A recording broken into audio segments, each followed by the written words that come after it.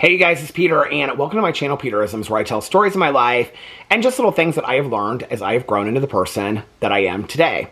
And I actually brought up meditation books with me today because I was going to read some meditations to get started on the month of June. But I was sitting in front of the computer and I was like, uploading my videos and stuff, getting ready to come up here and film this video. And I looked at the date and I was like, oh, it's June 5th. And I was taken back to a couple days ago, and how it was like, I think it was like the 3rd or the 4th, and I was sitting in front of my computer, and I was like, oh my God, my mom's sobriety birthday came and went.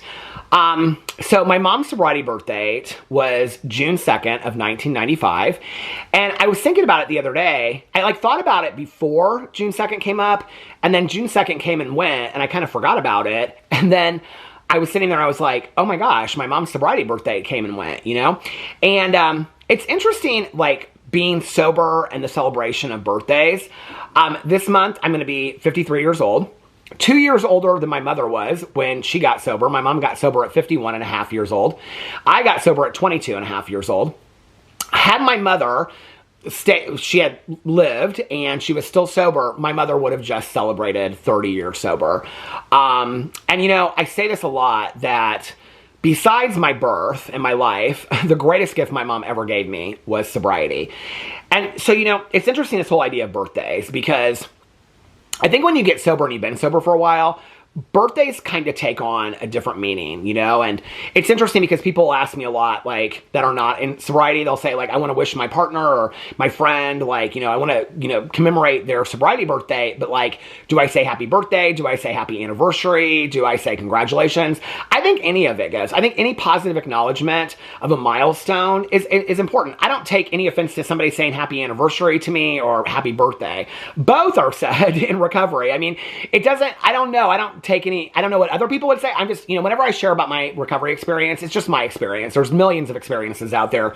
Mine is just one. I'm not representative of any 12-step program. And mine is just one. But I don't take any offense to somebody saying happy birthday versus happy anniversary. I think it's kind of all the same sentiment. But birthdays start to kind of take on a different meaning in sobriety.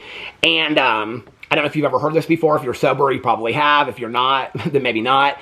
But we have our sobriety birthdays, and then we have what we call our belly button birthdays. And our belly button birthdays are the day that we were born. So those are our actual birthdays.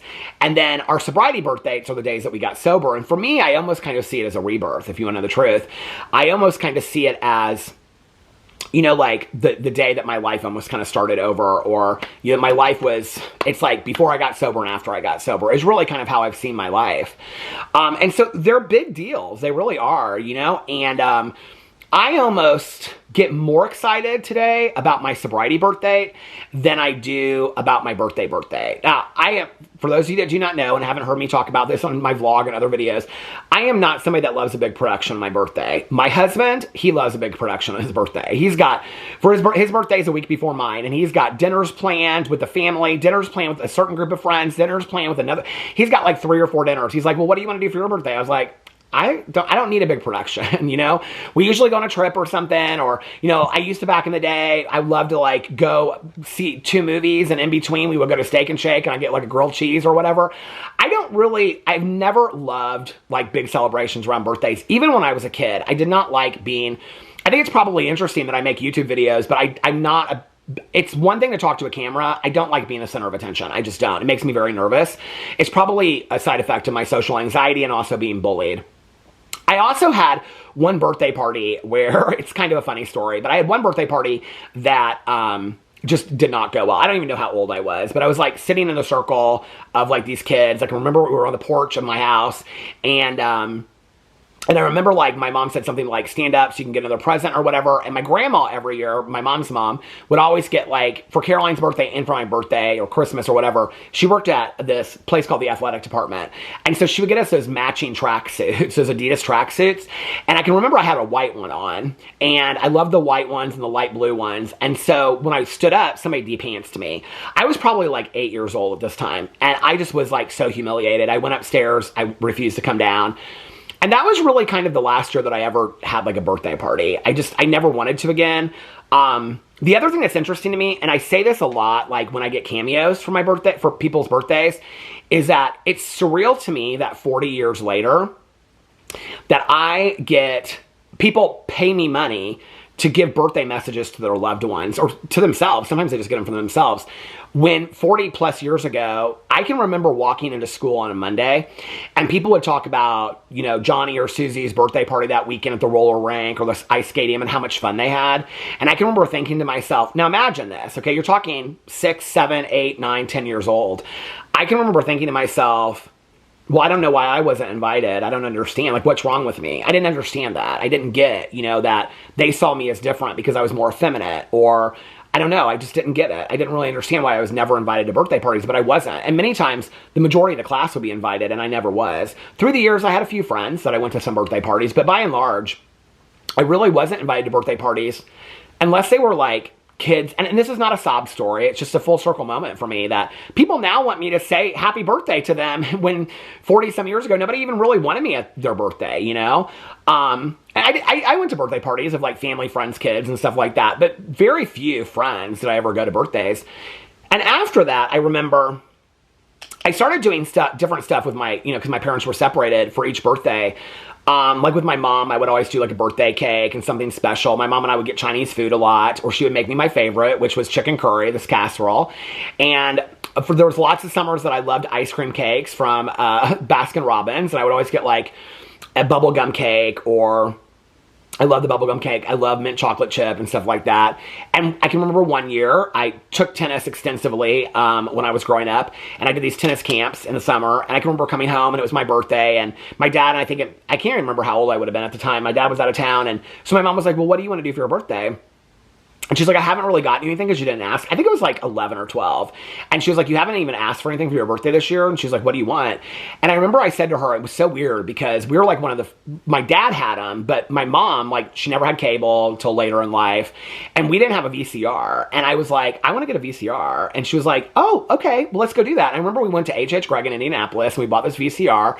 And I think the guy, like, just kind of, I don't know, he was real nice to us, and my mom was real excited, and she was explaining to him that we were one of the last people to get a VCR, and I remember he gave us this, like, punch code, and he has, like, a card, you know, where you'd punch, like, 6 or 7 in them, and then he just gave it to us, and he was like, here, I'm just going to give you, like, 6 free movies. So we ended up that night, like, renting, like, 6 or 7 movies, and I remember we ended, like, you know, got some Alfred Hitchcock movies. My mom and I loved old movies. She introduced me to the black and white, the Arsenic and Old Lace, and the Alfred Hitchcock movies, and To Catch a Thief, and stuff like that. Audrey Hepburn movies, all that. Grace Kelly, Jimmy Stewart, To Kill a Mockingbird, you know. And so, no, I know Jimmy Stewart wasn't in To Kill a Mockingbird, I know that. But anyway, Gregory Peck was. But anyway, and Mary Badham played Scout. I know that movie inside and out. But anyway, I remember, like, my birthdays as I got older, like, my dad, I would always go to Kings Island with him, which is an amusement park, which is interesting because I never liked rides, but we would walk around and stuff like that. And we did that for a long time. I remember, I think the last year we did that was when I turned 13. Or maybe it was when I was, like, maybe that was younger. I don't know. But anyway, after that, I really never did a whole lot for my birthdays because I just never really liked the attention on me. And I still don't. But I do like to have people say happy birthday. It's weird. I do like people to acknowledge it. I just don't like a big deal made out of it. But sobriety birthdays are a little bit different for me.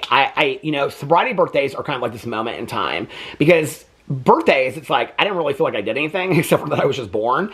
You know, but sobriety birthday, it's like, I've worked my ass off to stay sober in my life. I really have. You know, I don't say that very often, but I've worked my ass off.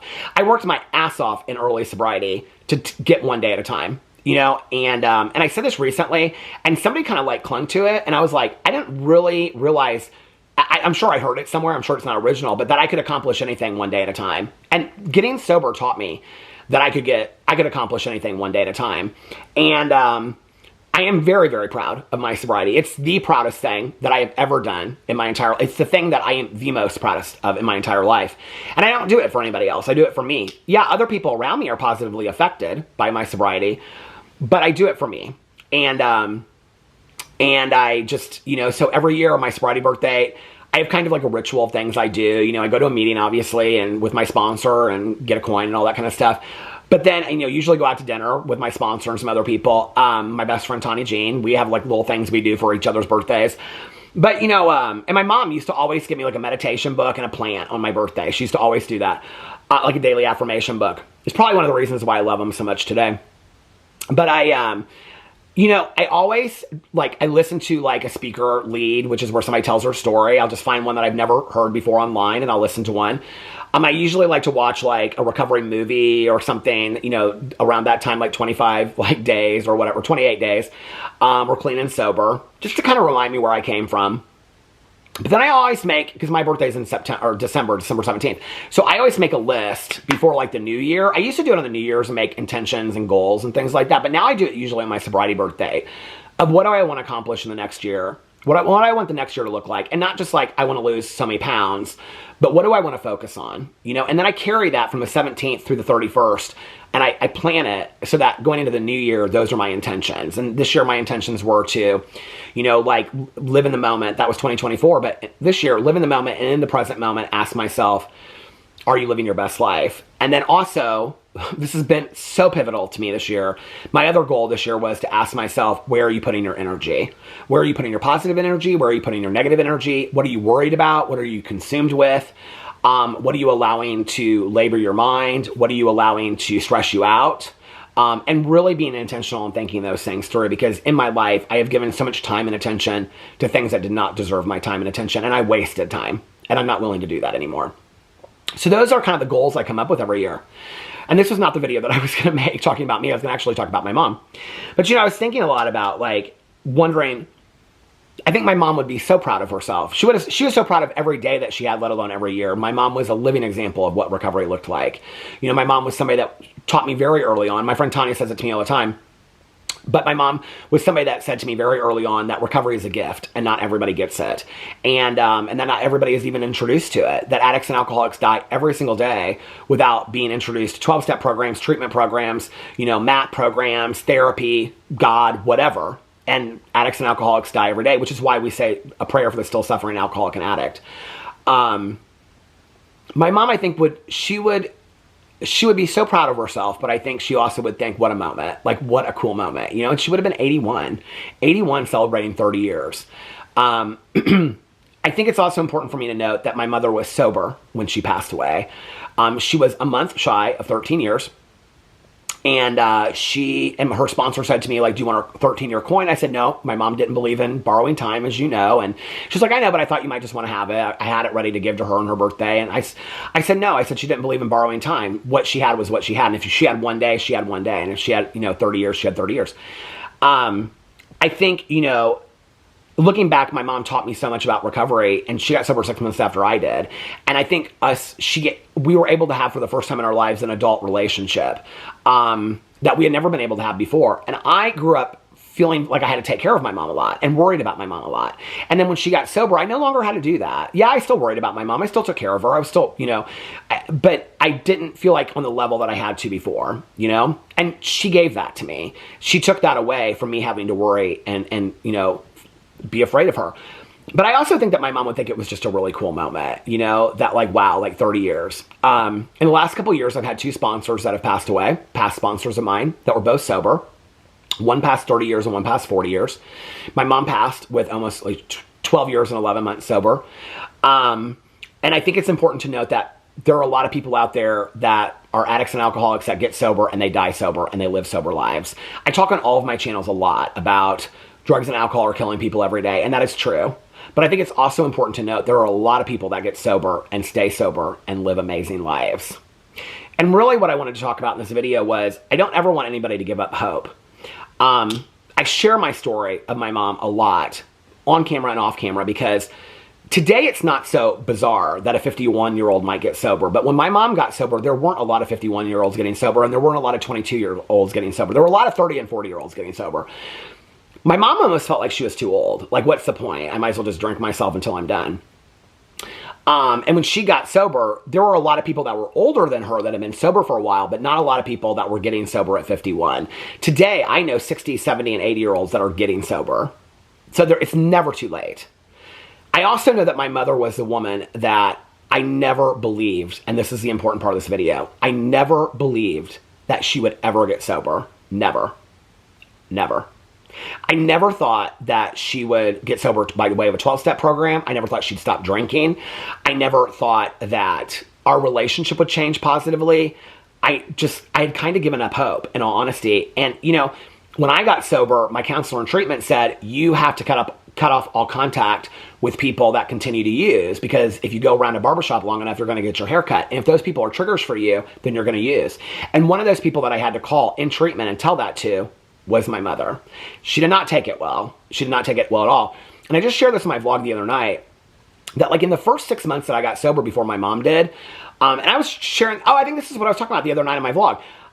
Now it's all coming back to me. I don't really remember my mom telling me how she got sober, like she was sober and whatever. I remember June 2nd because we celebrated it.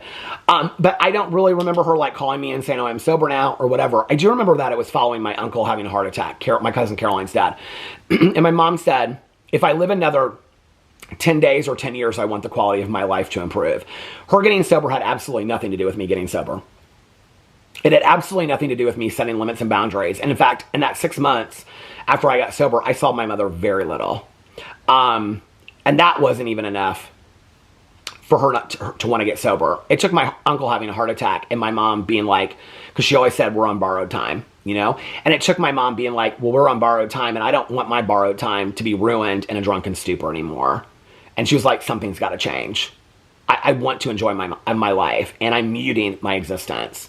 And so she got sober, you know? And I think the message I really wanted to share today, in honor of my mom's birthday and what would have been 30 years had she stayed alive and stayed sober. And I believe that if she had stayed sober, she had stayed alive, she would have stayed sober. I believe that to be true. My mom was somebody that believed that the desire to drink had been lifted from her. She truly, truly believed that. And I guess the message I want you guys to hear is don't ever give up hope. Don't ever give up hope on your child, your parent, your grandparent, your spouse, your neighbor, your friend, whoever it may be that may have an addiction issue. That doesn't mean that we continue to enable those people. Like I had to set strict boundaries with my mother to take care of myself. That boundary was not to teach her a lesson. That boundary was not to push her into sobriety. That boundary was to protect myself. That's the point of boundaries and limits. Didn't mean I didn't love my mother. It was one of the hardest things I ever did. But that was necessary to protect my well-being. I had given up hope that my mom would ever get sober. My hope was renewed and my mom got sober. Don't ever give up hope. You do not know when that person, the next day that they might get sober. You never know. That doesn't mean you continue to enable them and help them with their using. It means you set strict limits and boundaries. It means you tell that person how you feel. It means you let that person know that you love them, but you are not satisfied with how they are living their lives. And that you're worried about them, that you're scared for them. And maybe you're even angry. My dad and my stepmom were very angry at the end, rightfully so. You know, I think all of those things are natural, and we're afraid to say those things to addicts and alcoholics because we might push them over the edge. I was just waiting to be pushed over the edge anyway. It wasn't going to take one person to do it. I had set myself up for that. And if I had, it wouldn't have been any one person's responsibility. That's the guilt that family members and friends wear on their shoulders when something horrific happens to an addict or an alcoholic, because we wish that we could go back and change things. But what I want you to hear is, if you have an addict or an alcoholic in your life today, don't ever give up hope. No matter how they get sober, okay? Maybe they don't get sober the way that my mom and I did through a 12-step program. Maybe they do a MAT program, which is, you know, maintenance program. Maybe they go to a doctor or a psychiatrist. Maybe they go to church, you know, but maybe their life improves. And don't ever give up hope. I love you guys, and I'll see you tomorrow. Bye.